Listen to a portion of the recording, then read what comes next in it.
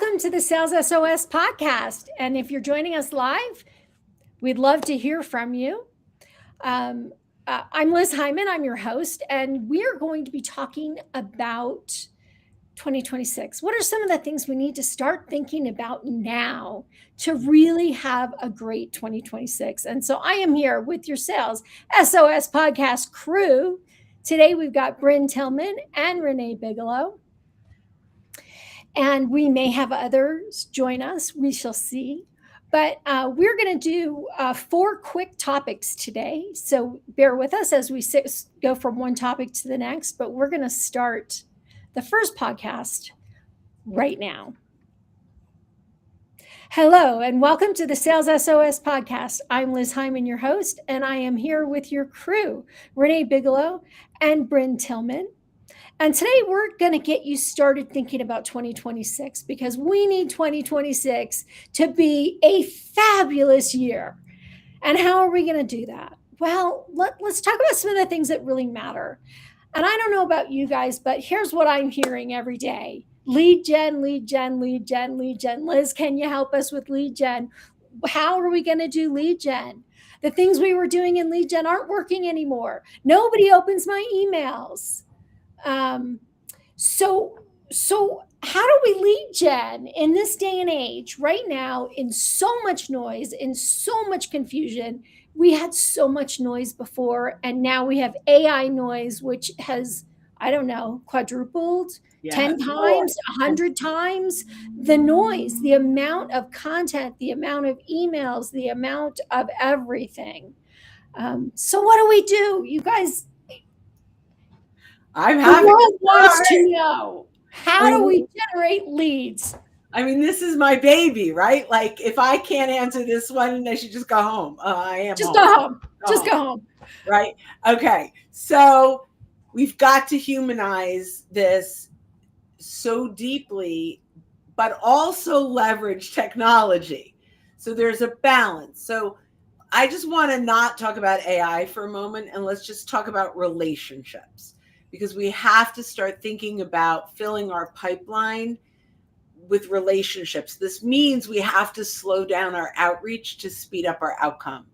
Okay, so I need to reach out on LinkedIn and email to 1,000 people a week.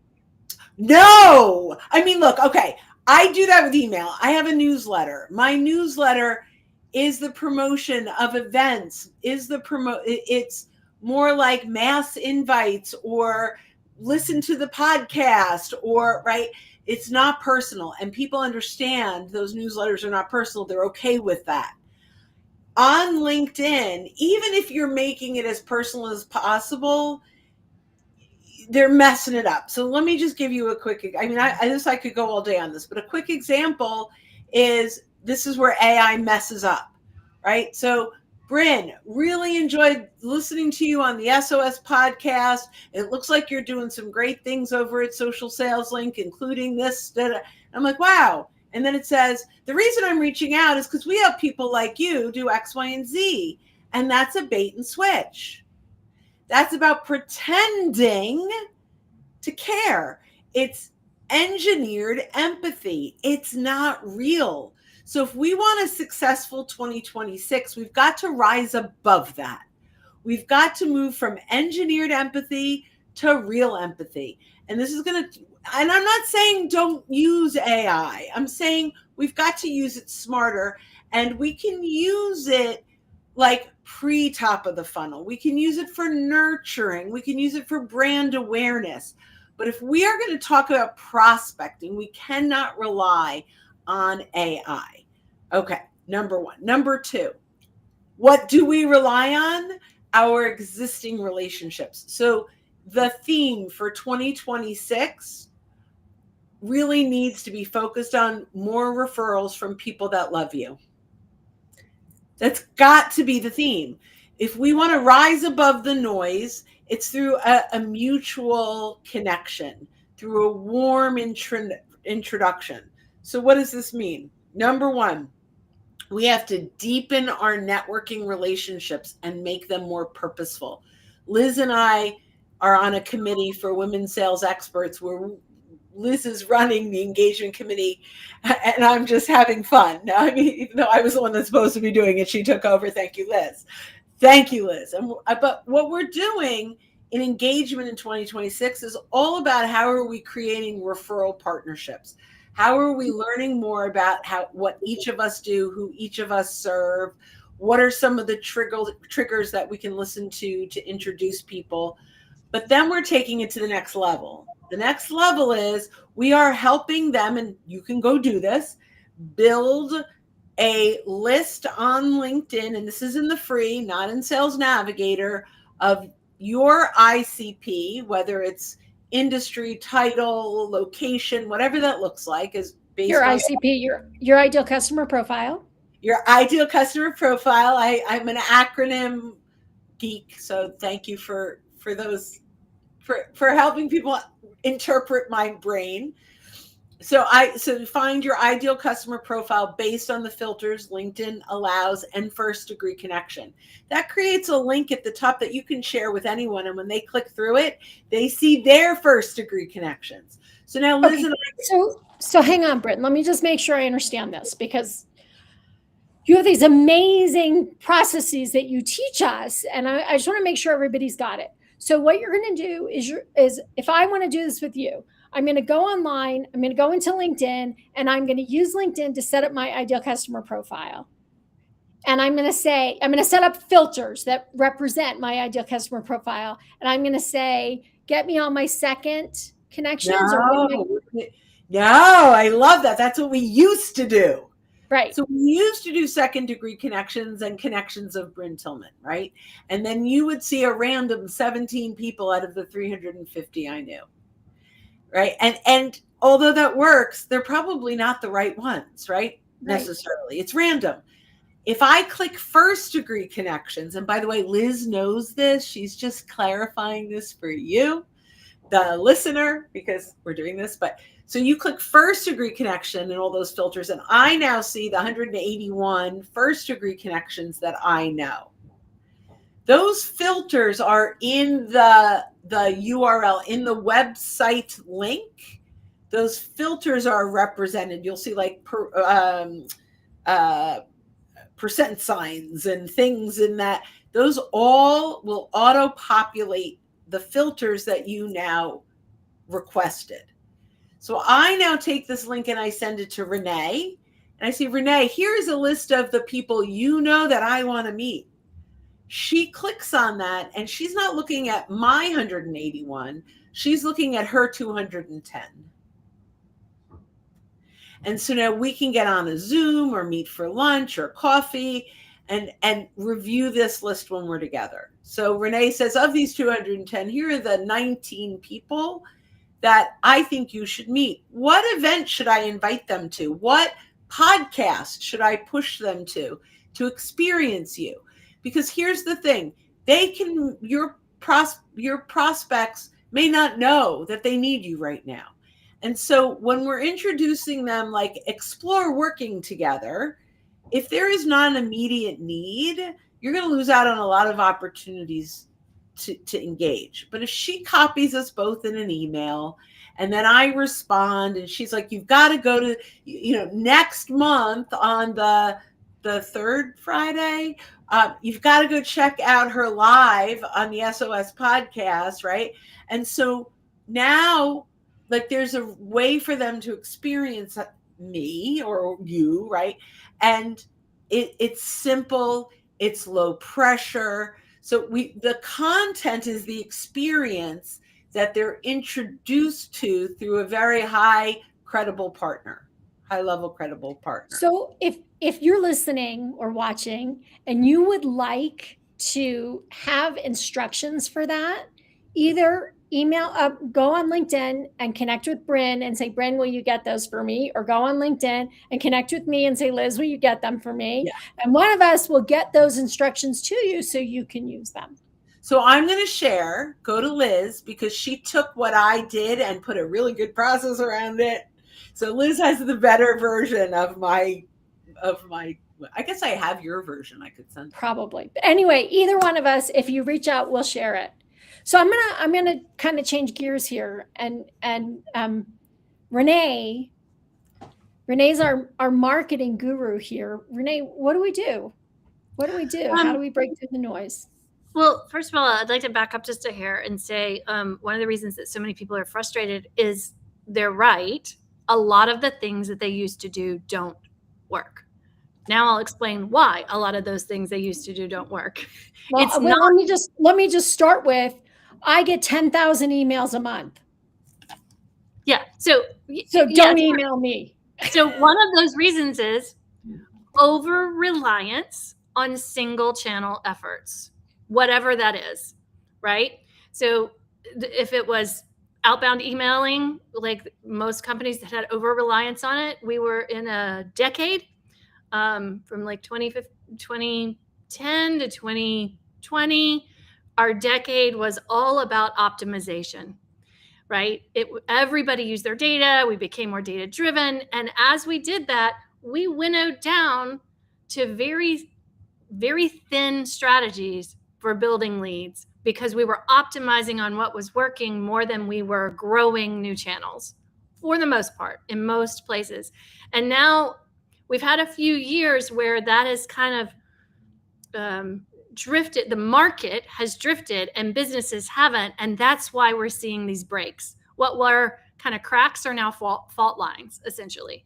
So we see it in that instance of the outbound emailing, but you also see it in people who became super over reliant with like 90% of their leads coming from search, right? Organic search, same thing. You were at the mercy of an algorithm change with the helpful content update, and now with AI overviews and AI mode, and now there's a channel that is no longer what it was. You've over optimized for that channel. You got 90% of your leads from it. You didn't change with the channel. Guess what?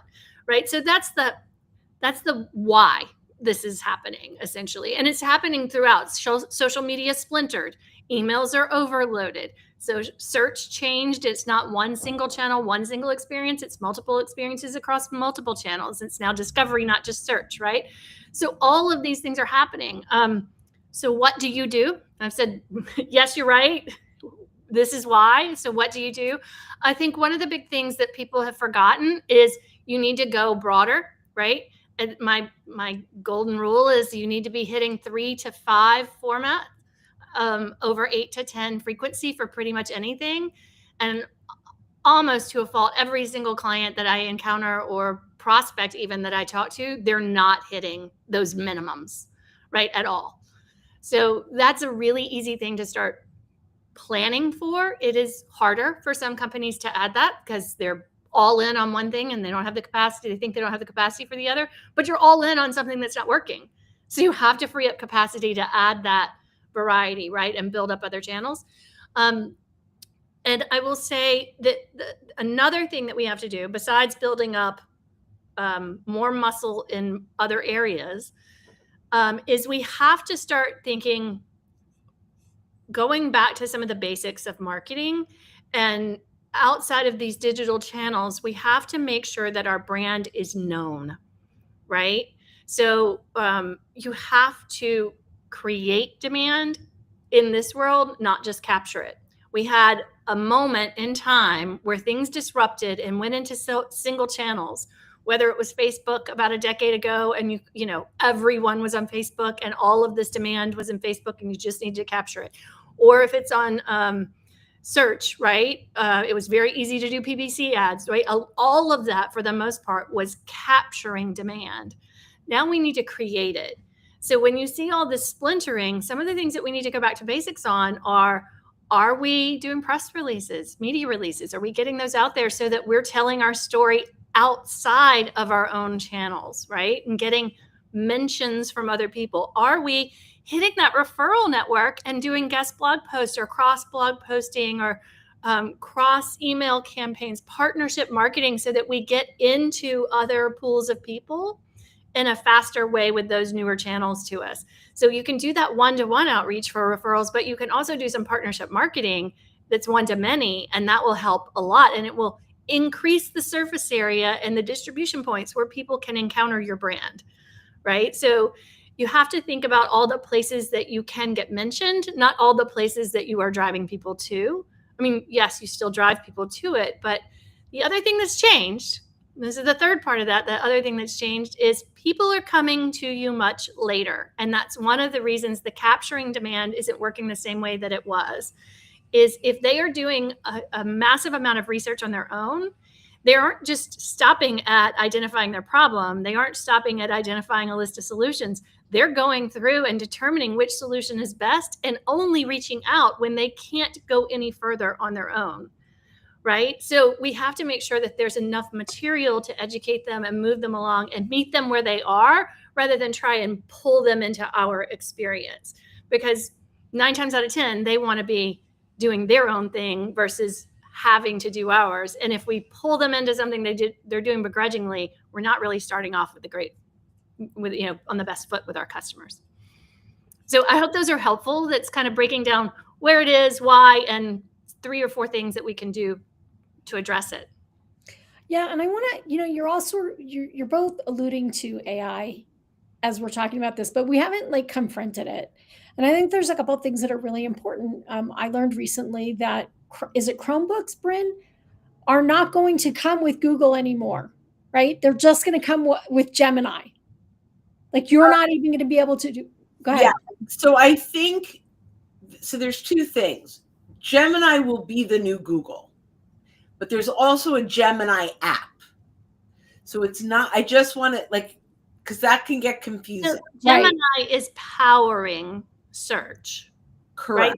Right? Search has always had an algorithm. It's always been using AI, long before we had the terms AI, right? But they are not. My understanding is if you get a Chromebook, when you go to Google, go to do a search, what you used to call Google search, is not going to look the same. Okay.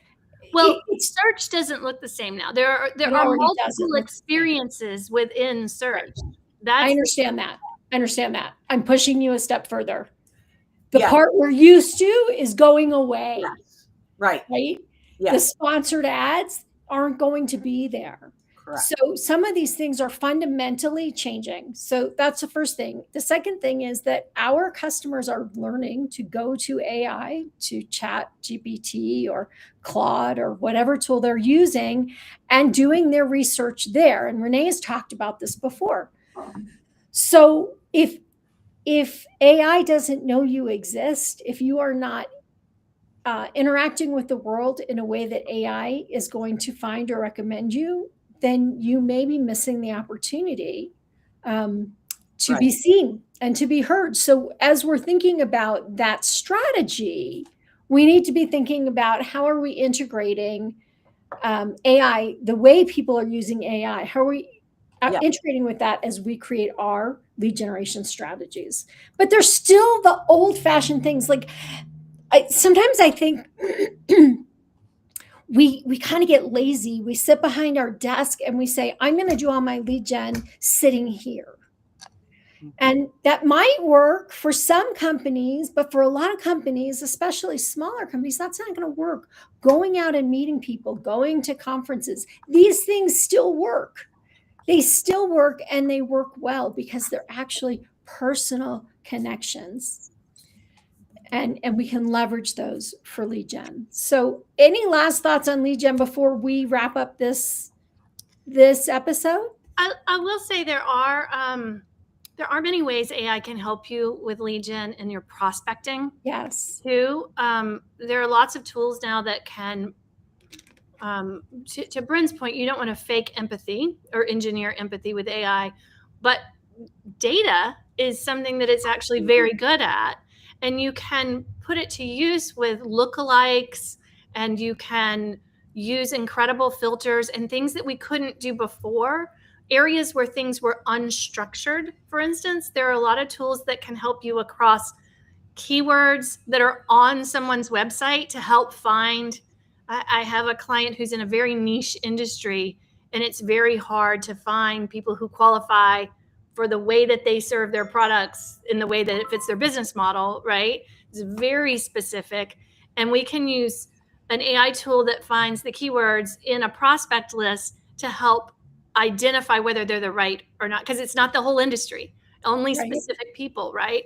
And AI can help with a lot of that now. And it is a step change in being able to, you still kind of need to know what you're doing, and you need to understand the limitations and all of that. But there are much better prospecting tools that use AI now too as well. Yes, Brian, wrap us up here. What? Yes, and I want to be careful that I don't upset anyone, but ZoomInfo is in a run for its money. So ZoomInfo is buyer mapping and who plays in what role and what's their email, and it's very expensive. And for $20 a month, you could even do it for free, right? We've been playing with this, and we all can go into ChatGPT and say, I'm looking for all this criteria. You can use SIC codes. You can use like all the things that you used to have to pay thousands or tens of thousands of dollars for lists are practically free. And Gemini now, and I'm playing more in Gemini because of what you started to say, Liz, and we should do a show on this because I have so much to say on it. But Gemini, the beautiful thing between Google and Gemini is indexing everything Google knows, right? Where you have ChatGPT that's out there in the world, but it doesn't have the deep knowledge that Google has about every website and every blog post, because it has absolutely indexed as much as possible in the world, which also limits the hallucinations, by the way. You're not going to get fake links. You're going to get real links. Doesn't mean the data is correct, because it's still the data that someone put in there. But the emails are amazing. They're as good as any buying a list I have ever seen. And they're putting them in tables, and you could say put them in an Excel spreadsheet. Like it's a Google spreadsheet you can download to Excel. Like what it's doing, to Renee's point in research, is absolutely incredible. The other thing is pre-call planning. Creating discovery questions. Hi, Chris.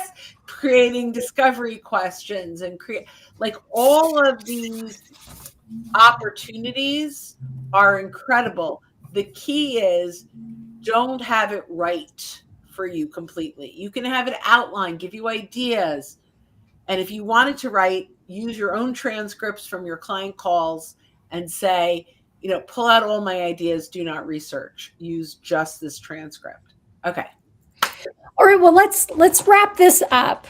I hopefully you have some good ideas about how you need to transform your lead generation for 2026 in this new, environment that we're selling in. And let's go in our next episode. Let's talk about, okay, now I've got the lead, kind of now what? How do I build momentum? So let's wrap this up, and then let's start our next episode. Thanks for joining us. All right, are you ready? Sorry for being tardy. No worries. No worries. Timing was pretty good there, though, because we're ready for the next one. We're ready for the next one, and you're going to be really good at this one, Chris. So, okay. Is this the creating momentum? Yeah. Welcome to the Sales SOS podcast. I'm Liz Hyman, your host, and I am here with your Sales SOS podcast crew, Renee Bigelow. I should probably move me over here. Let's do that again. From the top. From the top. Thanks for sticking with us, everybody here who's with us live. Welcome to the Sales SOS podcast. I'm Liz Hyman, your host, and I am here with your crew, Bryn Tillman, Renee Bigelow, and Chris Bowen. And we are talking about starting 2026 strong. What do we need to do to lean into a really successful year? In the last episode, if you didn't get a chance to listen to it, we were talking about prospecting. But in this episode, I really want to talk about momentum, because momentum is one of the hardest things in the sales environment right now, but it's also the most important. So when I say momentum, what I mean is when you say to me, they're ghosting me, what I'll say to you is you lost momentum. Something happened. You didn't keep them engaged. You didn't plan your next move with them. You didn't agree to the next action, whatever it was, but you lost momentum. And so now you've got to revive it. So rather than thinking about they're ghosting me, I need to think about I lost momentum. How do I get that momentum again? Because in sales, momentum is the most important part. If you keep that sale going, if you keep the conversation going with multiple people, if it's a complex sale, then you can keep building on it. Once you lose that momentum, you've got to start all over, and it's hard. It's really hard, again, because people are busy and they're distracted. And making buying decisions seems like it should be easier because we have so much information, but it's actually making it harder because we have so much information. So let's talk about momentum. What are some of your ideas, you guys, about once you get that conversation started, how do you keep it going? What are some things we can do to keep that momentum? And Chris, we haven't heard from you yet today. Sure. So, I mean, I think you highlighted at least one of the items that I think is really, really important, and that is mutually agreeing on the next steps and understanding what that time frame is, when you're going to do it, who has to be involved. I think if you can do that once you get to a certain point throughout your entire cycle and map that out, that way you understand, sort of almost working backwards. Hey, if you need this done by this date, which I usually is either going to be tied to somebody's MBO or a regulatory requirement, a legal requirement, something along those things. Regulatory and legal, a lot harder dates than MBOs because you still have the process to go through. But being able to back up from that and agree on how are we going to tell them what an MBO is. Oh, sorry.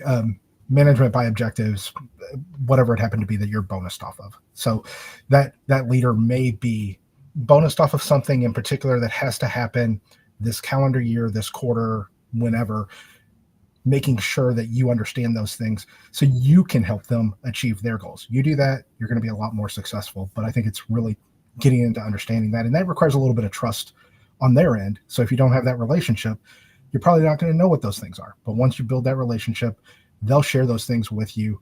I've heard many, many times that, like, when people lose, I always think the lazy answer is it was price, or they ghosted me, or whatever. And I'm like, I'm not saying price wasn't a factor. Very well, usually is. But is it the main factor? Usually it's not. Usually it's that you weren't able to articulate your value well enough to help drive it forward. Well, that happens earlier in the sales cycle too, not just at the end. Yes, Bryn. Thanks, Chris. Thank you. So we leverage our framework called CHIRP. Okay. Only because I love my acronyms, right? But we'll go through CHIRP. CHIRP is how we run a first call so that we know how to keep the momentum going. In our experience, if you don't get what I'm about to talk about in the first call, it's very hard to keep them engaged. So CHIRP is, what is the challenge they're going through? This is easy. Most of us know to ask this, right? What's going on? Please don't lean back with a yellow pad and a pencil and say, so what's keeping you up at night, right? You need to bring in, here are some of the things that we're seeing. Are you seeing some of these things? What's going on in your environment? Get them comfortable. And the way you get them to be a little vulnerable and sharing is by letting them know they're not alone and you're seeing this everywhere. Because once you say you're seeing it everywhere, they're much more comfortable to talk about it because they don't feel as exposed if you already know that it's happening, right? So that's challenge. H is history. This is something not enough sales reps do. But what have you already tried to fix this that has failed? What have you done? The answer could be nothing, but it could be we hired this company last year and it didn't work out. I get that a lot. We hired a sales training company to teach us LinkedIn. Sales training was great, but their LinkedIn was terrible and nobody's doing it, right? I get that. What is the history? What have they gone through to try to fix the challenge that obviously didn't work because they still have the challenge, right? how is it impacting their business today? What is going on right now because this challenge hasn't been fixed? R, what is the risk of doing nothing?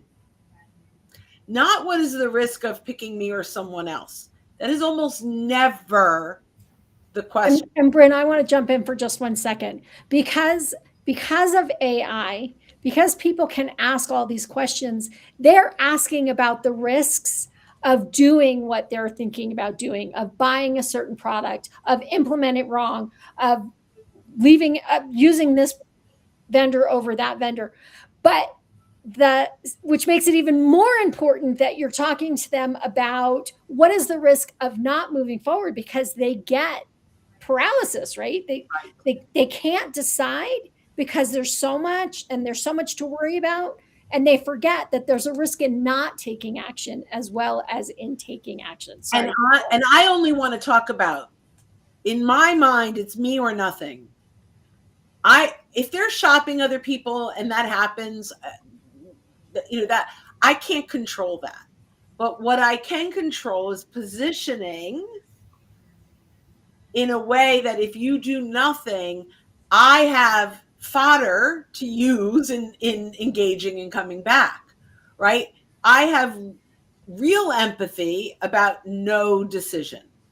No decision is usually way worse than going with my competitor, to be honest. I mean, there are some competitors that might be worse, but generally, no decision means nothing is fixed, and whatever's impacting your business is going to amplify over time, right? So chirp ends with P, and this is the next one that most people miss. How is this a priority? Where is this the priority in your business? Because it could be a huge challenge. They could have done nothing to fix this or spent money to fix it. It could be impacting their business. Maybe they say it's impacting our business by $10 million a year. That sounds like a lot to me. The risk of moving forward is this year it'll impact another 10 million. That sounds like a priority to me, or important. So, and then I go priority, and they're like, well, we have 7 other things that we have to fix that add up to $1 billion in business. So even though this sounds like a lot, this is not our priority right now. And so those are the questions that if we can get early on in that first conversation, and we make sure we've scheduled the next step with a defined next step about what that's going to look like. And by the way, I'm going to throw in part of that is before you show up at that first call, you need to buyer map that whole organization. Who are the 6 or 7 people that are going to be involved? So when you go to that next step and say, okay, so, thanks, Chris, for your time. Here are the next steps, A, B, and C. Let's get the next time on our calendar where we can kind of review where we are. Maybe it's the timeline that you identified, whatever that looks like. Now, typically, Chris, at this point, we bring on these roles. It looks like Liz and Renee and Fred and Anne, because I know that because I used LinkedIn, are people that we should loop in pretty early. Do you have access to their calendars? And in that moment, they're like, oh, so our next call is not just with the 2 of us. Now, does it work 100% of the time? No, of course not. But it works like 30 to 40% of the time, which is pretty darn good. I made up that stat, by the way. I totally made up. I love it when you make up stats. All right, let me jump in for a second, and then I want to get to Renee, but I want to talk about priority for a second. We tend to think that an organization has a set of priorities, and everybody in the organization then sees the priorities the same way. And what I will say is if you have 5 buyers at different buying levels with different sets of problems that they're solving, that priority in their mind will differ. The value that they see in it will differ. Does it, if I'm the user and it impacts my day to day and I'm I'm miserable, it's my number one priority. However, if I'm the CEO and I have 6 other problems that are costing me a ton of money and say, yeah, so this group of people's a little irritated, they can deal with it for 6 months. My priority looks really different. So when we start talking about even the history, the CEO is like, yeah, we tried this. We didn't spend very much money on it. We really should have done something more intensive. We're ready to go. And somebody else is like, I used my entire budget on that, right? So every single person that you talk to, when you go through that chirp, you may get a whole bunch of different answers. And you then have to put that puzzle together to understand what is the priority, what is the history, how is this going to flow, and what are the next steps. I just wanted to throw that in really quickly. Renee, come in and talk to us about momentum, because this is one of the things that Renee taught me in sort of a larger way. Like, I always knew this, but Renee talks about this flywheel, and she's really the one that got me thinking about the importance of momentum and the idea that once you have momentum, you've got to keep leveraging that momentum to keep going and to sell the next thing and to get new relationships. So Renee, talk to us about momentum. Yeah. So I'll just say in general, what you're talking about, Liz, the thing that you kind of lit up at, just because people might be wondering, Liz knows a lot about this. So if something kind of was a light bulb for her, what was it? And it's essentially that the more we talk about a funnel, the less that we are talking about bringing back that energy that we brought into an organization.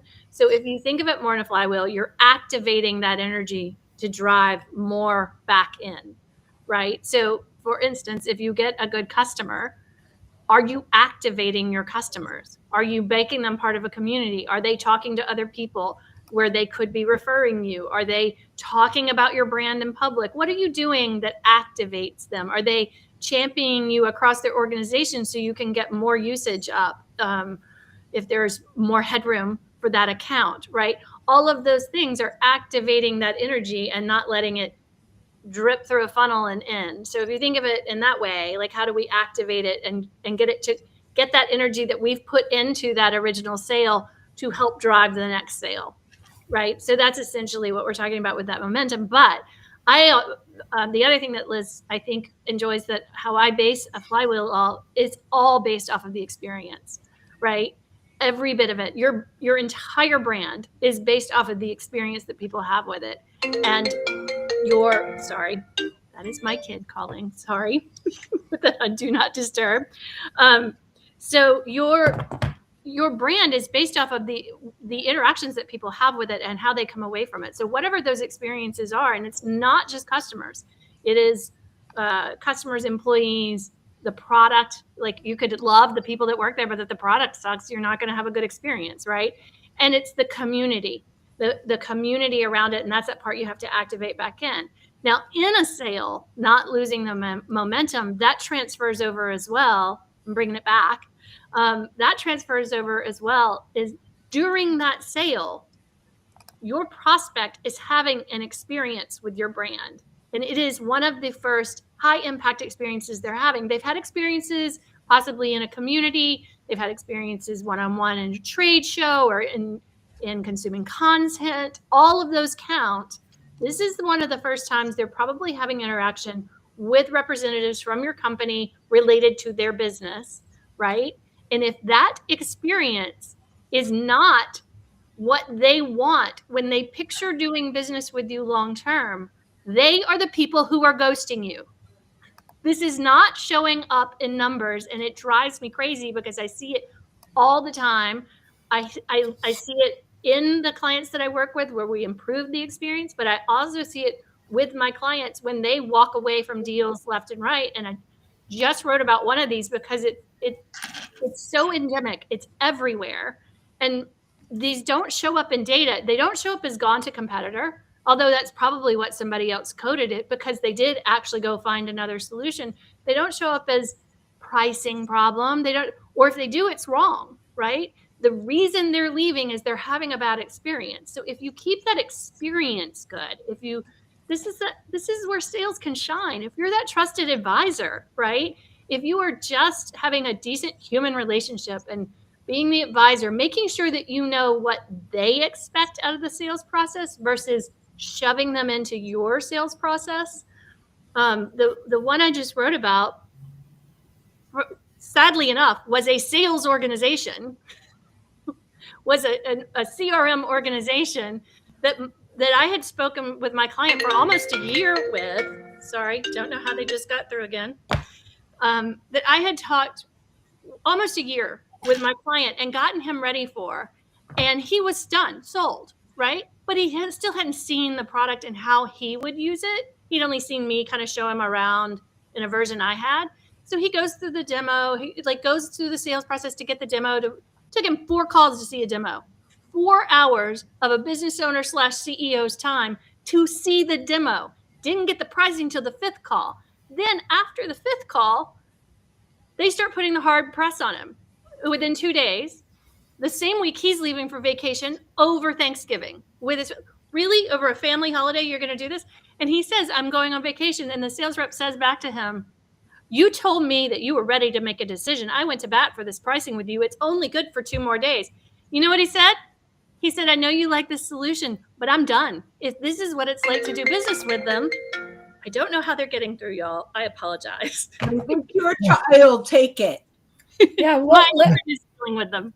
Anyway, if they are seeing this as the first experience that they have, they are not going to spend money to get more, right? If it didn't match, it's going to kill your momentum. And to your point, Liz, if you have to start all the way back over, now you're starting over with a horrible aftertaste in their mouth that you have to overcome as well. But nobody tells you, I don't like the way you're selling to me. I don't like this. I just, they're not going to try to change it. They're just going to walk. So a lot of this ghosted problem, it's the experience.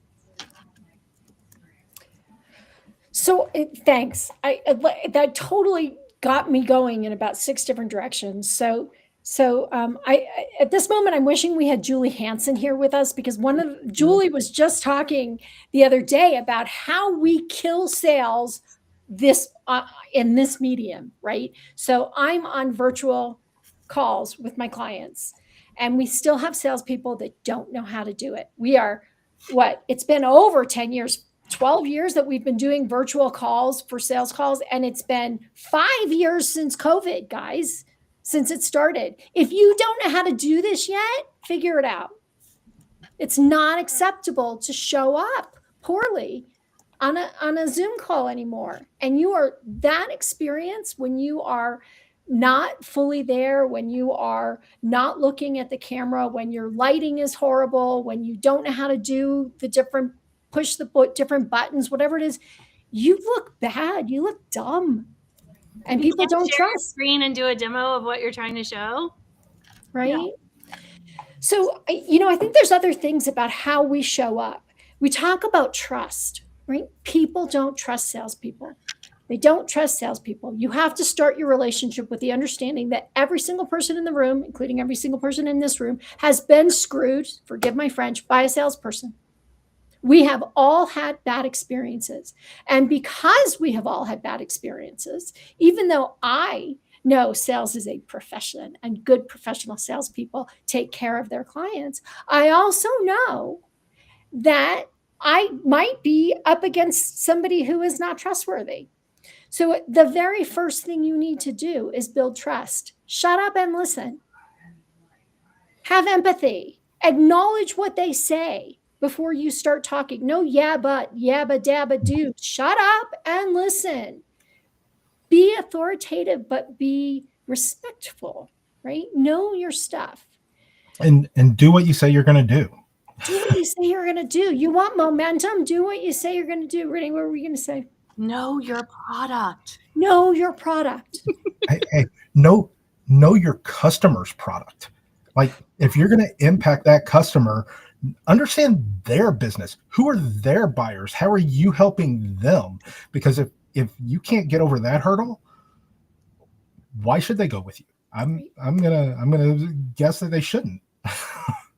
And I have one more pet peeve. I mean, there's a whole bunch of them, but I have one more pet peeve, and that is salespeople who try to use really big words so they sound smart. And I'm going to tell you again, if you're using really big words and you don't know how to use them properly, you sound dumb. Yep.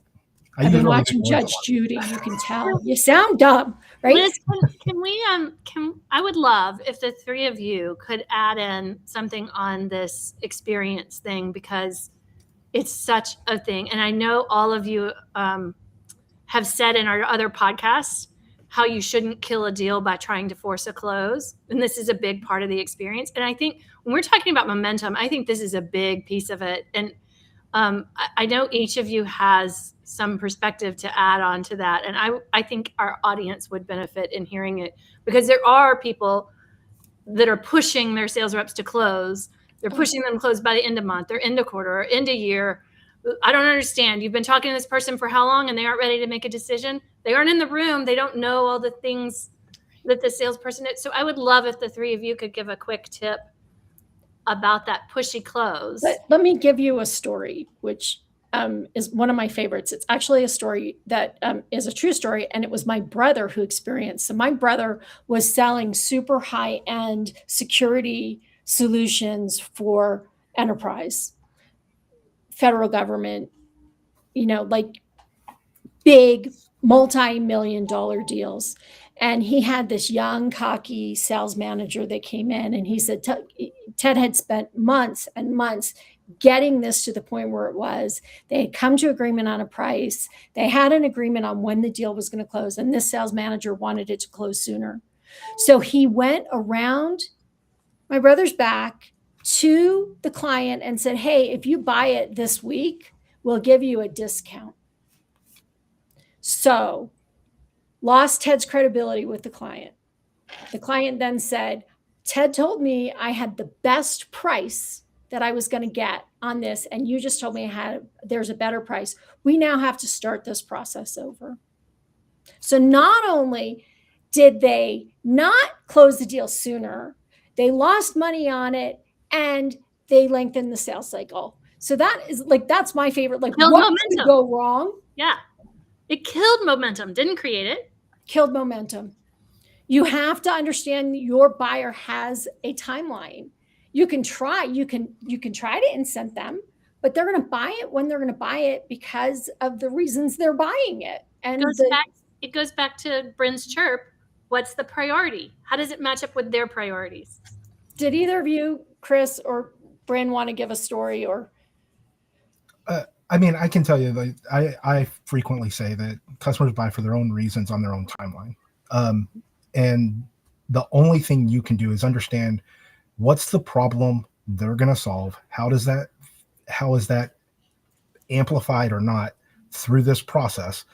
And if it's one of those things that's going to get astronomically worse if they don't fix it, you can highlight that, but they're going to buy when they're ready, when it's their priority. I don't think you can manufacture urgency. You can only illuminate what they care about already. If you try to force it on them, it's going to be just like anything else. If somebody forces, if you go into the mall and you've got that person at the kiosk that's coming up to you, most of the time you're trying to dodge that person. Actually, I'd say 99.9% of the time you're trying to dodge that person. The time you can't is when you accidentally almost ran into them because they jumped in front of you. Perfume people. I'm always running from the perfume people. Yeah, exactly. So it's like, you have to be able to understand their problem, how it fits into their organization, what problem it solves, and how motivated are they to solve that particular problem now or whenever. And then you can highlight those things. But otherwise, I don't believe in manufacturing urgency. I think that's where you end up with buyer's remorse, or they'll agree to do something and then they're going to think about it over the weekend. And then you're going to have somebody who's like, oh, this is moving at a pace that we're not ready for. And you're going to really slow it down. At that it goes to. Yeah. So I have one line. Detach from what the prospect is worth to you and attach to what you are worth to the prospect. Yep. Okay, so one more thought on this, and then let's wrap up. One of the other problems that we have, and Renee talked about this before in our last talk, was about multi-channel. We tend to think that once we get that person in our funnel, We'll just email them. I'll just email them. And what I'm doing funnel reviews in the sales reps. Oh yeah, I got to send them an email. Oh yeah, I got to send them a follow-up email. And I sit there thinking and often saying, pick up the phone. Oh, I don't have their number. How could you have sent a proposal to someone whose number you don't have? Right? If you're in a sales process, get their phone number. If they're not willing to give you a phone number, they're not serious. Stop wasting time with them. Right? But there's other ways. Send a card. Send a card thanking them for their time. Send a video. I don't know. Send a LinkedIn note. Send them an article. Send them an invite on LinkedIn to do something with you. Stop relying on, I sent an email, that should be momentum, but they're not answering it. I'm not surprised. They're not answering it. If you go back to that, what I talked about in the last podcast, which is worth hearing and it's quick, is that 3 to 5 formats, 3 to 5 channels or formats that you should be reaching out across over 8 to 10 frequency. A lot of people use that to get into a conversation and forget to use it to get to the close. And then forget, again, if we're talking about activating, to keep a customer and to get them activated and wanting to help grow your business, be invested in the community to help grow your brand and your business. If you continue to do that through the sale, then you can do things that make them feel like it's around them. You know how when you drive around and you see a whole bunch of white cars, you feel like, oh my gosh, there are white cars everywhere now because you're thinking of a white car, right? So this is already on their mind. You make sure there are things that they can run into, right? That affirm what you're trying to position towards them. So you can share a post on LinkedIn if they are a connection and hope that they see it, especially if you're selling to 10 people at once and you're talking about a challenge and a way to overcome it. You can then use a LinkedIn post that's not even like direct to them, right? You can, to your point, you could send something that is an article to them, and you could mail that article, tear it out of a magazine and send it to them in the mail, right? Like, so that everywhere they turn, they're getting something that reinforces where their head is right now, because it keeps, as Chris said, it helps with that urgency in their own timeline. It helps them remember the next step, to keep it present, right? Okay, Bryn, bring it home. Okay, so I'm going to go back to Chirp. If you've done Chirp well, you have everything you need to move it forward, because you know their priority, you know their challenge, you know the risk of not changing. So we need to use their words back at them, right? So when we spoke, you said that this was a huge priority, and if this was not resolved by March or April of 2026, that you're going to have to lay off people, that you're going to have to close a facility, right? What was that? Bring it back to their words. Like, my goal is to make sure that risk doesn't happen. And I know that you have a lot on your plate, but when we spoke, this really stood out as a significant priority for you in moving forward with your business. If those priorities have changed, please let me know. If they haven't, I think it's really important that we have the next conversation. Well, thank you for joining us for this episode of the Sales SOS podcast. And we'll see you in the next episode.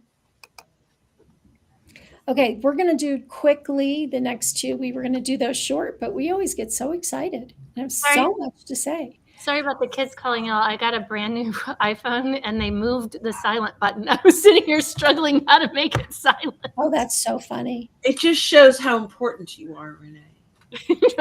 To them, how dare they have to wait 5 more minutes? Well, if they're calling 3 times, my kids don't call. No. It was one calling and then the other calling, because God forbid they talk to each other at the same pickup. Got it. Okay, you guys ready? Yes. All right. Welcome to the Sales SOS podcast. I'm your host, Liz Hyman, and I am here with your Sales SOS podcast crew, Renee Bigelow, Bryn Tillman and Chris Bowen. And today we are talking about 2026. How do we get started in 2026 successfully? And the last couple of episodes that we've done have been about prospecting and about keeping momentum. And now we're going to talk about keeping the customers that we have and growing the customers that we have. Really briefly, we're going to talk about this, but there's no point getting new customers if you're not keeping the ones you have, right? That is the least expensive, most important thing you can do is keep the customers you have, keep them happy, keep them growing, solving their problems. So what can we do to actually win that repeat business and earn their loyalty? Like how do we do this? Because when I hear companies telling me, especially SaaS companies telling me they've got 30% churn, like, are you kidding me? How can you afford that? That's like having a pen full of sheep and going to the market to go get more sheep and leaving the gate open. We just don't do that. Sorry, I grew up spending my summers on a farm. But we don't do that. So what are some things? What are some easy strategies for keeping our existing customers engaged and happy? And before I pass it to the team, let me just say this. If you did not go through the sales process properly and you had a complex business-to-business sale and you forgot to check in with the user buyers about what they wanted and what they needed and how they use it, and now they're not engaged because they don't like it and they're not using it and no one ever explained it to them, you're losing this, not because the customer success team didn't do their job. You're losing because you didn't do your job, because the salesperson didn't do their job, because the sales organization didn't make sure that they were selling to a client they could keep happy. It's too expensive. It's a waste of money to sell to a customer who's not going to be happy. So, okay, you guys, now we have customers who should be happy. We eliminated that problem. How do we keep them happy? Brent, are you ready to start? So the first thing is stop handing it off completely to a customer success person. Like there's this that went from an SDR to the account executive to customer success, and there's no continuity in relationships, right? Okay, wait, stop. Do you guys all hate that as much as I do? Renee, you might be. Yeah, I will just say again, a CRM company, right? They're supposed to know sales really well. They're supposed to know customer success really well. One of my biggest pain points is every year when there's a contract negotiation, this AE flies in. It's often changed since the last time. They have no idea about my account, right? And they start trying to like negotiate the contract and what's different or whatever off of some scorecard that they're seeing on my account. Whereas the person that I deal with on a regular basis, my account manager, can't contribute to the sale. Sorry. Soapbox. No, I mean, but this is an epidemic. Let's be really clear. This is not a standalone issue. This is sales enablement got up there and said, okay, we're going to silo those things so that the SDRs are solely focused on, one thing and that they can do that exceptionally well. And the account manager is focused on one thing, and then client success. So and that is not at any way, shape, or form beneficial to the buyer. That is about what the selling company thinks is in the best interest of most top productivity. And so that's where it breaks down. So I have clients that are too big for me to change that. But because I'm working with one department of one sales team, I'm like, these are your relationships, guys. You can hand it over to customer success, but you need to say to them, if anything happens or doesn't happen that should have, I am still here for you. If you need an internal advocate because you're not getting what you need, I'm still here for you. And in fact, what I'd like to do is set up a reoccurring 15-minute meeting every single month with you, where we can go through, are you getting what you need? Is adoption happening? And then I can fight internally to make sure that you're getting everything you need. And so what's happening now, and I've worked with this company for a lot of years, for quite a few years, and it's only a small group. Like, I need to expand, but it's a small group that we're sharing great success in. But here's what we're seeing. There was a little bit of need in the beginning. There's not a lot of need, but they're still enjoying their 15 minutes. But what happens is renewals are no problem, no issue. We're just renewing because I'm still getting that 15 minutes a month. I feel taken care of. I have a customer success person who's helping me, but my original account executive, who really is responsible at the highest level, is showing up for me every single month, 15 minutes. Here are the other things that came from this that are seller focused, not buyer focused. It's so much easier to get referrals from those clients. Like, your business is going to expand exponentially because of that deep relationship. If you hand that off and in 6 months you want a referral, they don't remember your name. So there's some selfishness in this. I don't want this to be about selfishness, but when the team lead says, that's not the best use of their time,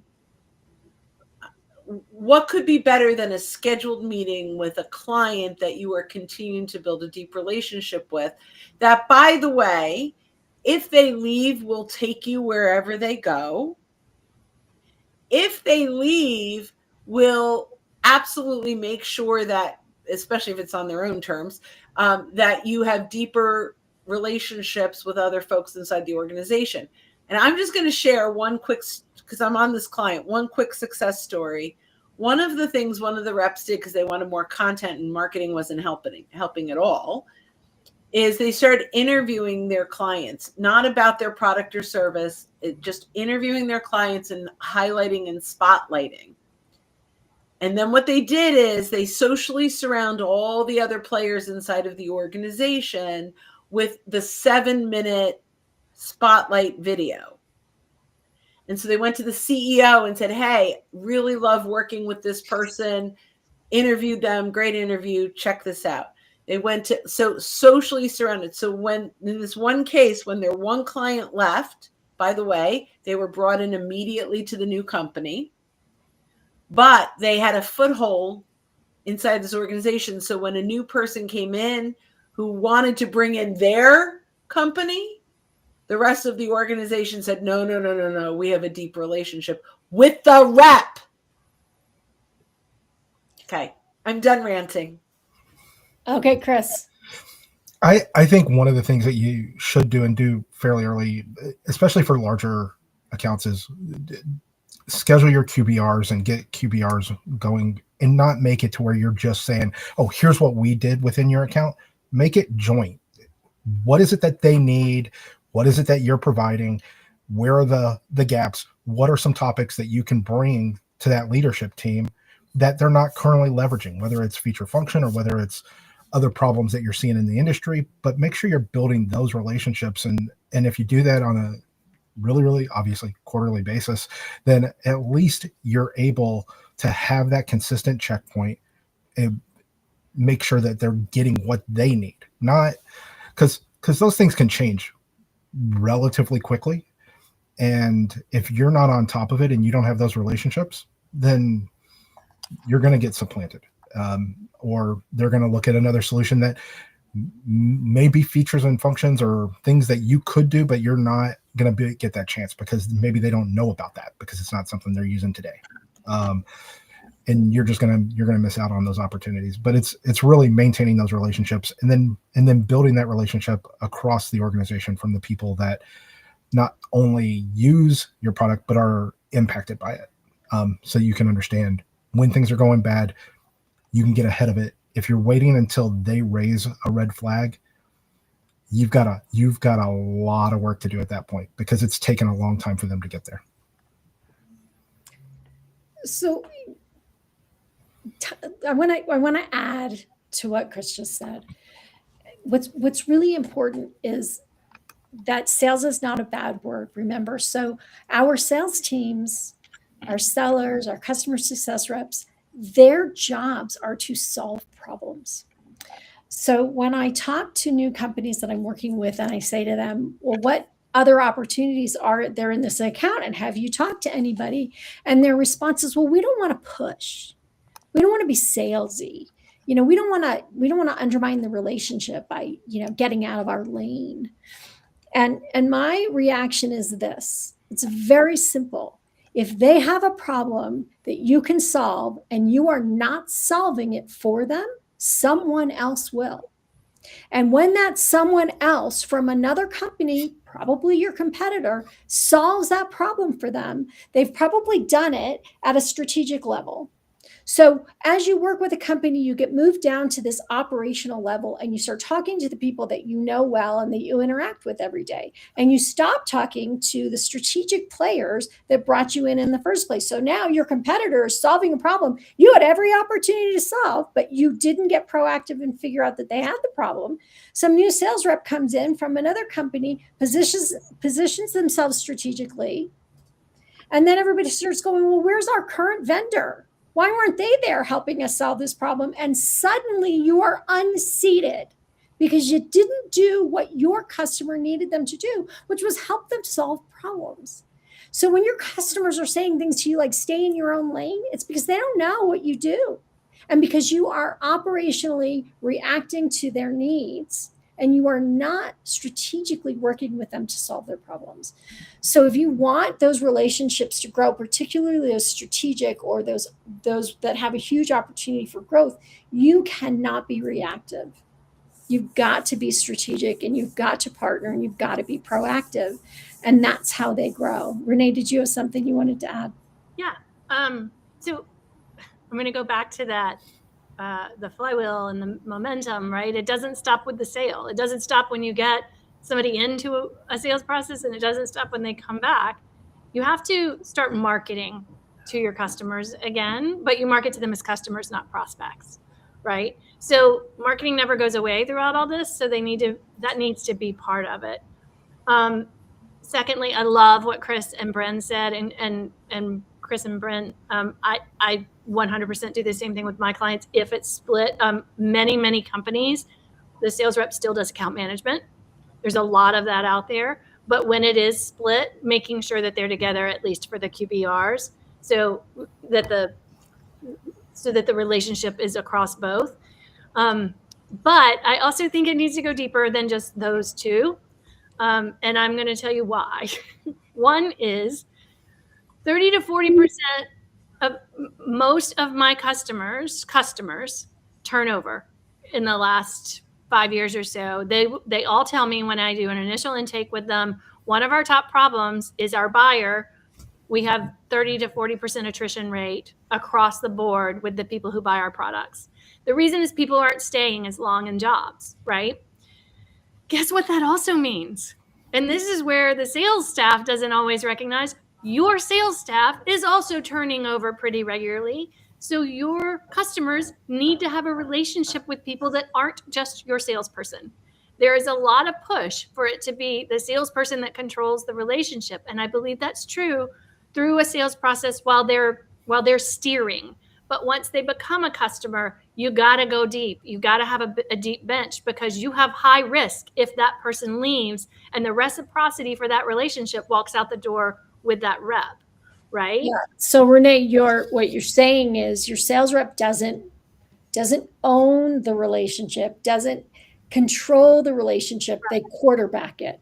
Right. They quarterback that relationship and they toss the ball off to the person who needs to be having the conversation. And the quarterback doesn't play solo out on the field, right? Nope. Never saw one successfully do that. If you are an important enough customer, the CEO needs to know your CEO's name, right? They need to at least have interacted. Your direct buyer needs to know the CEO for the sales rep, the product we're selling from. They need to know the CEO finds them important. They need to get a message from the CEO from time to time. We need to make that happen. And then the third thing, so there's continuing to market to them. There's making sure you grow the bench for both sides of the bench, right? And then you need to make sure that your customers identify as customers of your brand. It needs to feel like they are part of a tribe of like-minded people. They need to meet other people that feel the same way. So whatever you can do that starts, one of the best ways to crank your flywheel and get more business out of your customers is when they identify as, I am a customer of X. This is what I do. This is how I do this process. This is how I purchase. And then they meet other people who are like-minded. If you can start that turn of the flywheel where you start putting your clients in situations together, like these do not have to be high lift. One of the top things I often do is in office hours for my clients, where instead of a webinar where we're the only ones that can speak, it's just a Zoom type meeting and everybody can speak.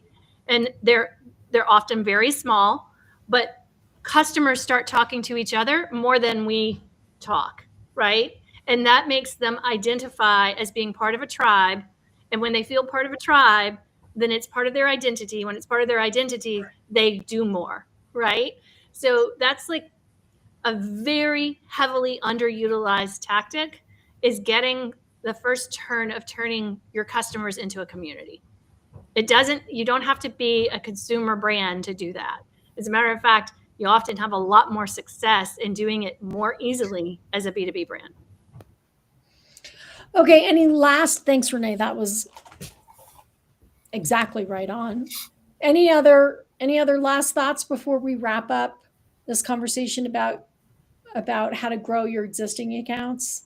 The last thing I would say, Liz, is it was something that you had said that sparked this, but it was if your customer has a problem that you can solve, it is malfeasance for you to not help solve that problem.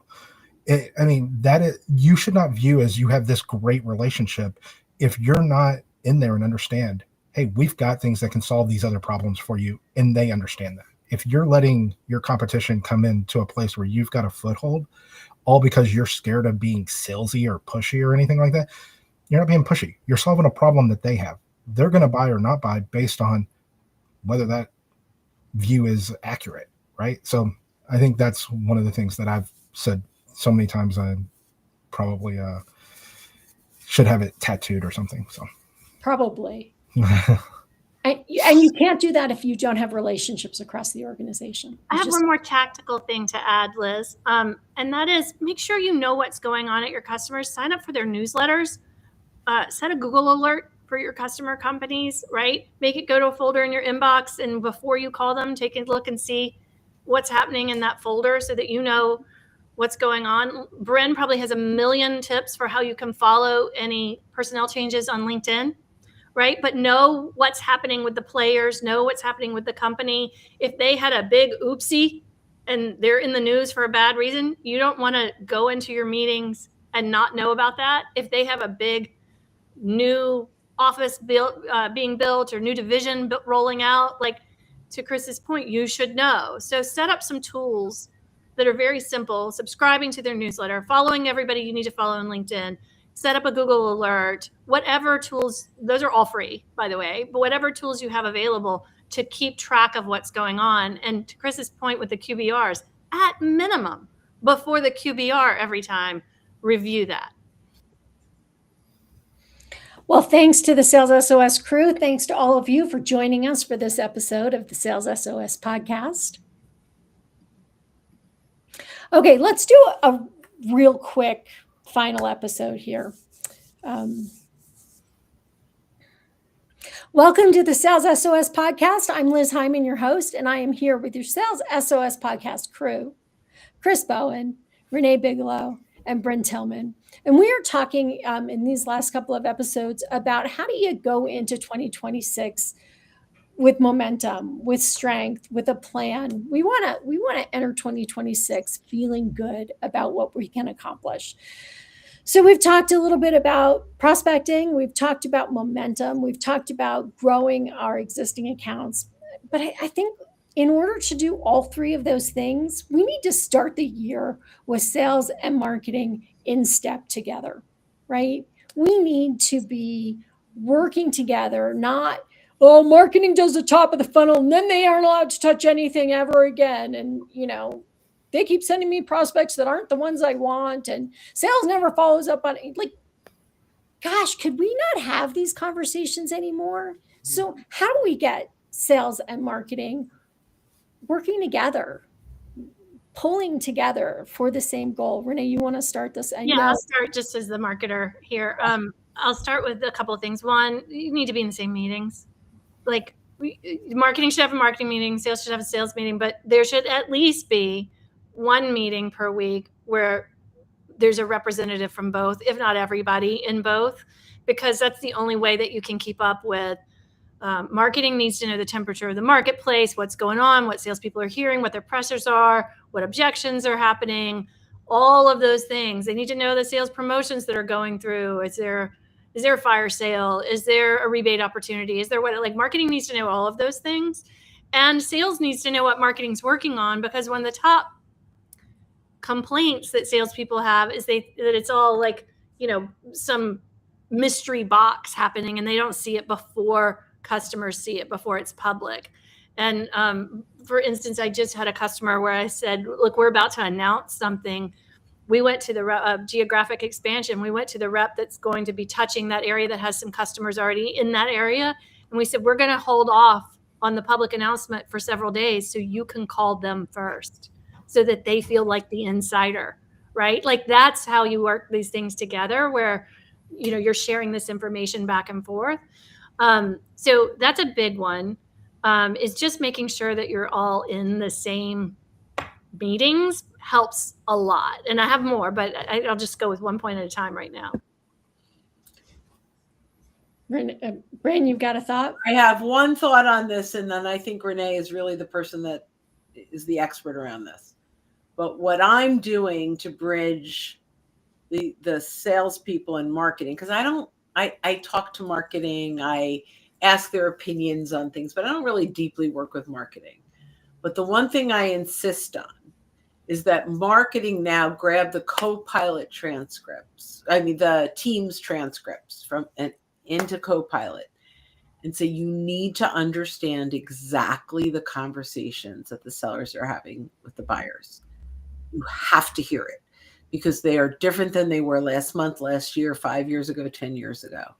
And so my insistence, if I'm going to work for LinkedIn training, is that that marketing is using the transcripts from the sales calls to create the content that the salespeople need. Can I just say about LinkedIn while Brenna's sitting here?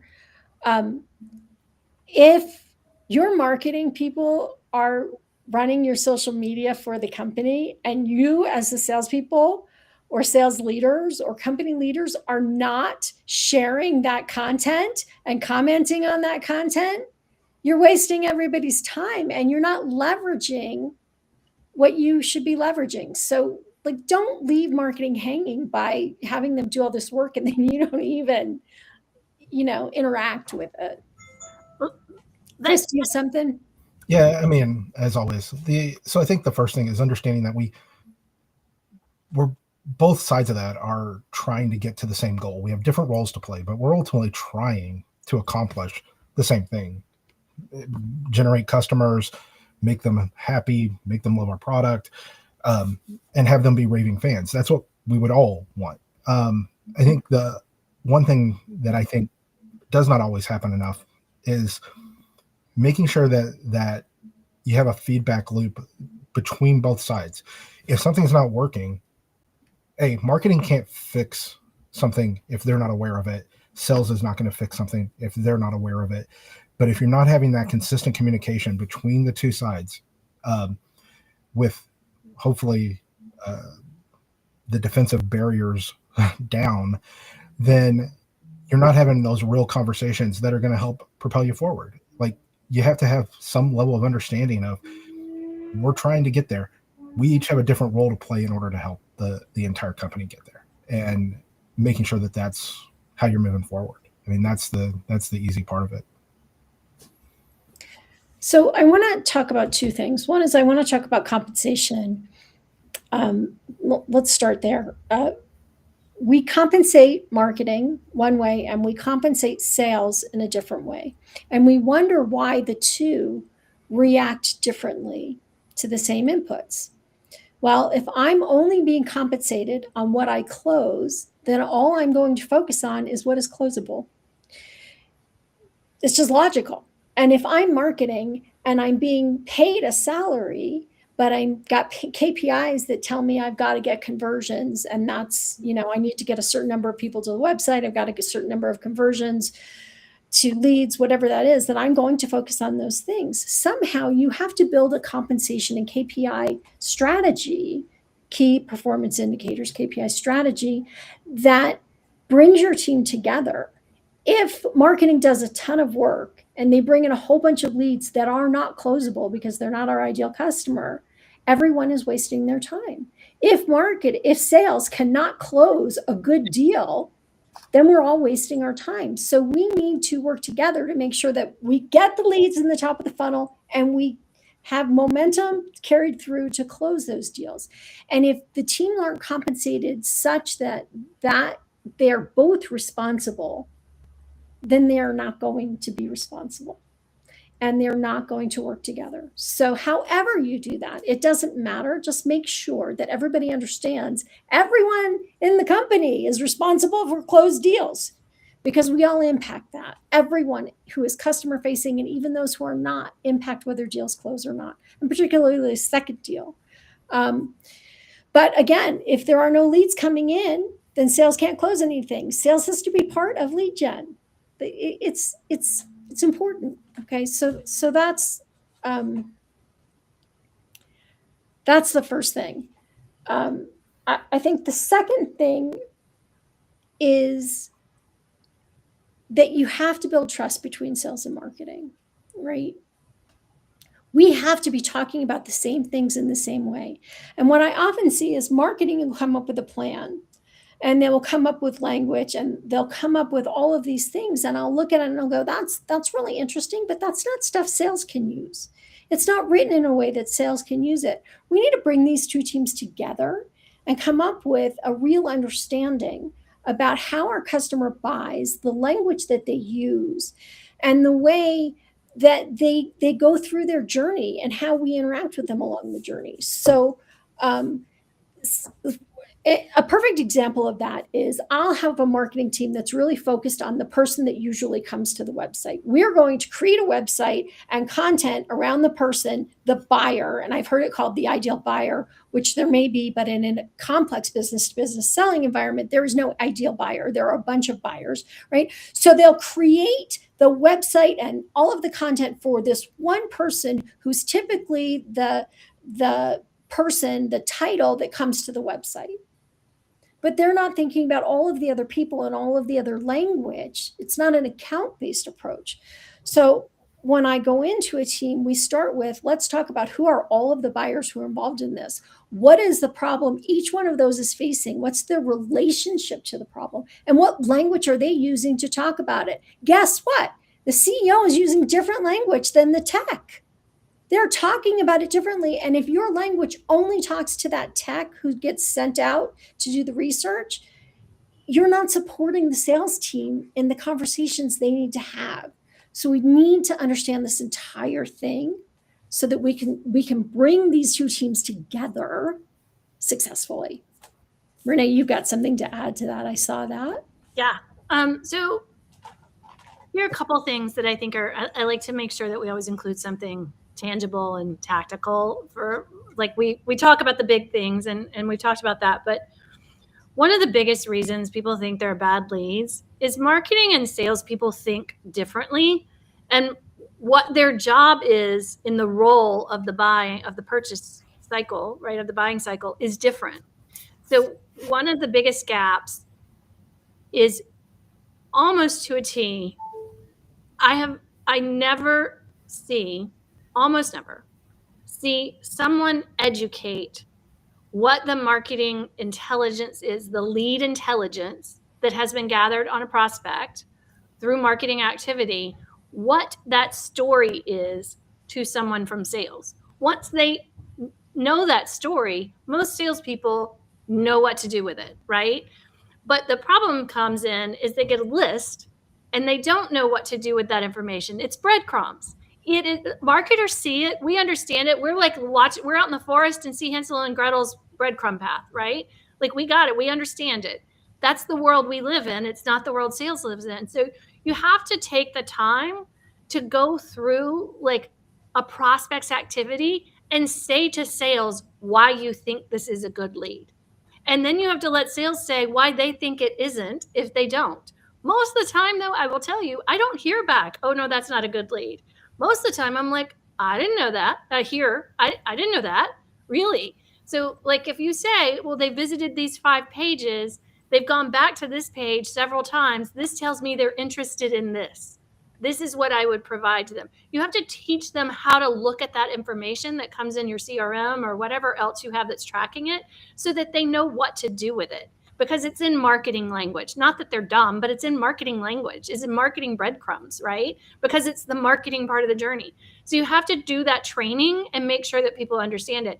Most sales reps that are top sellers inside of a company, the minute I share that with them, they're off to the races. And if they have any questions whatsoever about something, they'll send me a note. This is, tell me what this one says. This looks kind of interesting. Tell me what this says, right?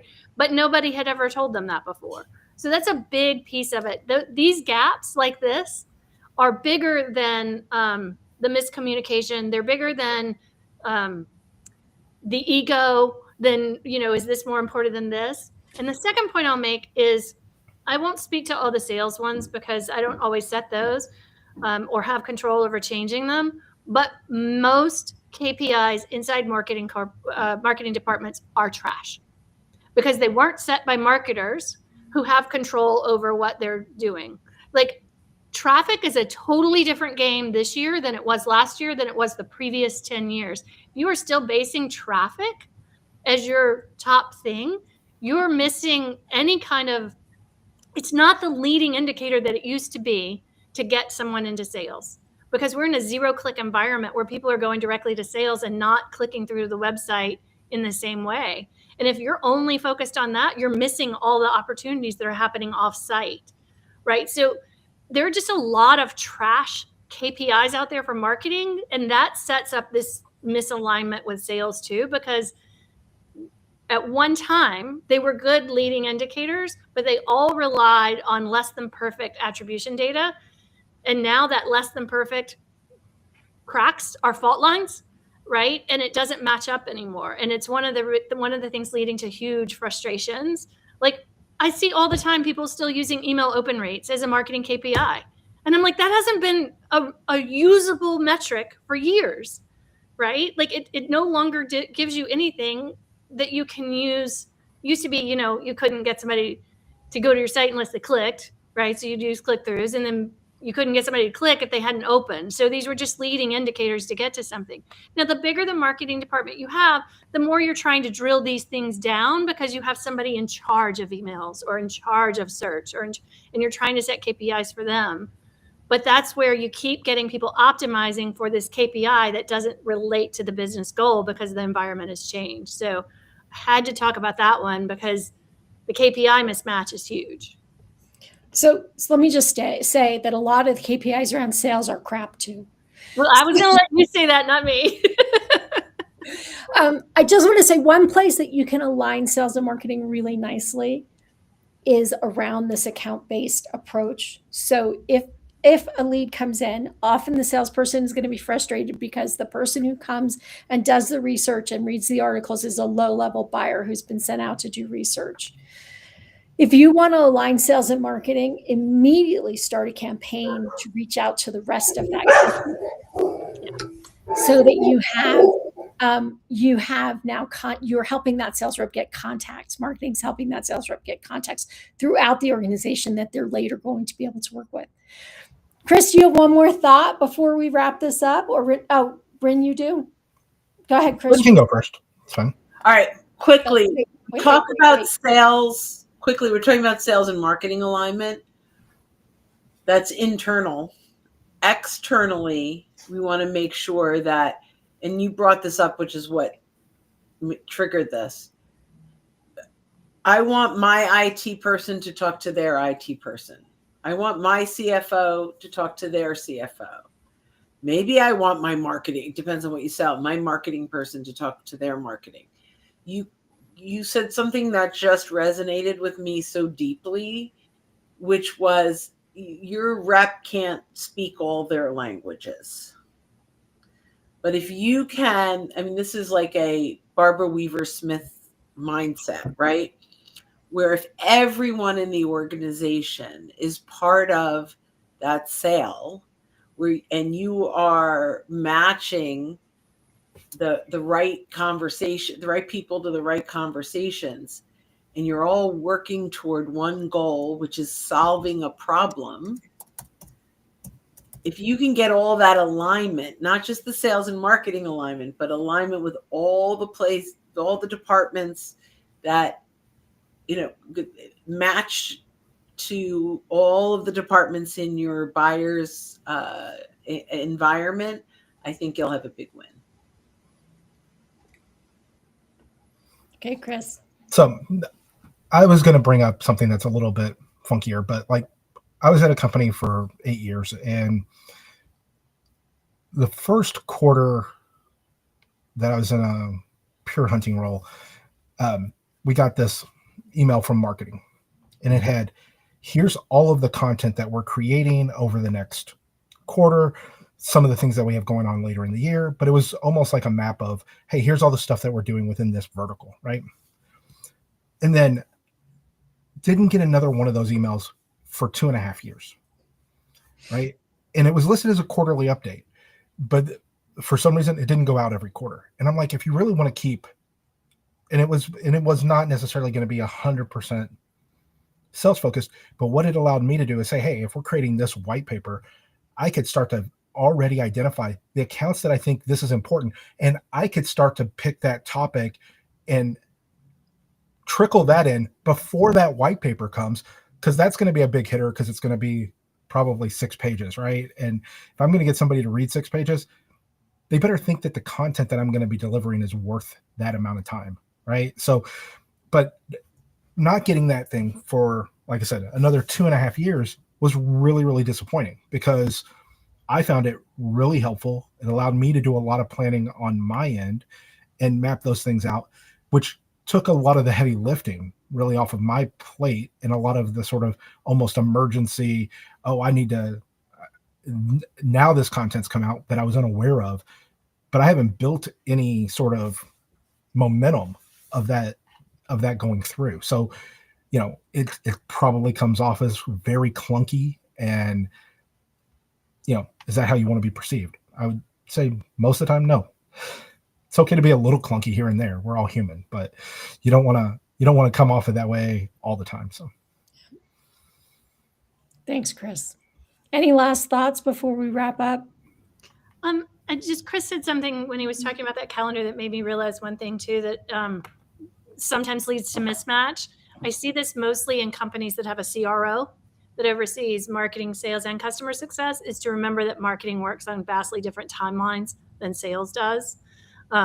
Like if you're going to roll out something and you need a campaign and you need a whatever, you got to get that to marketing much earlier than you would to sales. Like they need to be out in front. The production of things takes much longer. And if you tell it to sales, they're going to start selling it. Right. even if it's not ready. and when your sellers are blowing and going, like I worked in media for years, and fourth quarter was the biggest quarter. When like sales reps did not want me to roll out some new playbook for them in fourth quarter. They were so busy in fourth quarter, like just with business, existing business. They weren't looking to develop things or whatever. I had to have those ready for a different time. So meeting those vastly different timelines and matching those up, like the puzzle pieces that they are, is a big fix on that alignment problem. All right. Thank you for talking us through how to align our sales and marketing teams to start off 2026 strong. Thanks for joining us for this episode of the Sales SOS podcast, and we'll see you in the next episode. Happy selling, everybody.